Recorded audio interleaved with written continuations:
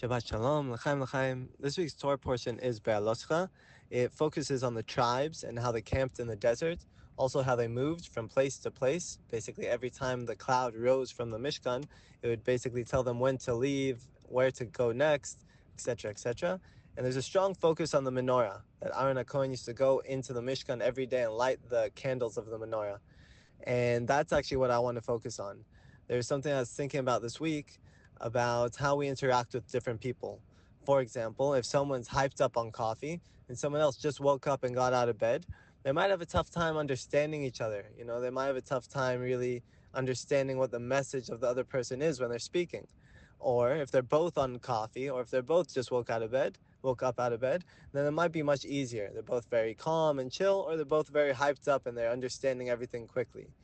And I thought that this is kind of one of the messages that we can understand from the menorah. All of the branches of the menorah were aligned. They were all the same.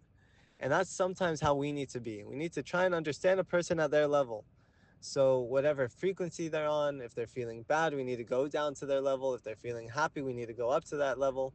And then we'll be able to understand each other better. It's not just about understanding, coming to a mutual understanding of, or a mutual consensus of the government, or a mutual consensus about certain ideas. That's for sure important. But it's about really understanding the feeling behind what people are saying and what they're, going throughout their lives.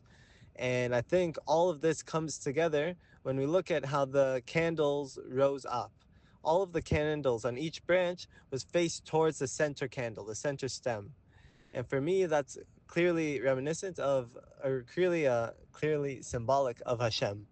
That when all of us can not only be aligned, in feeling. For example, if I'm feeling good, to try and raise up other people so that they can also feel good. So we can all serve Hashem besimcha.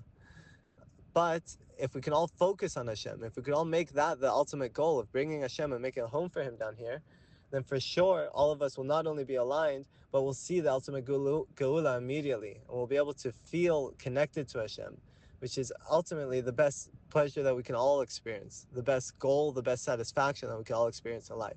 So B'ezrat Hashem, all of us should merit to build connections with other people, to understand them at their level, to raise everyone up, to serve Hashem b'simcha, and to B'ezrat Hashem bring Hashem down into this world and achieve the ultimate goal of the Geula. Shabbat Shalom.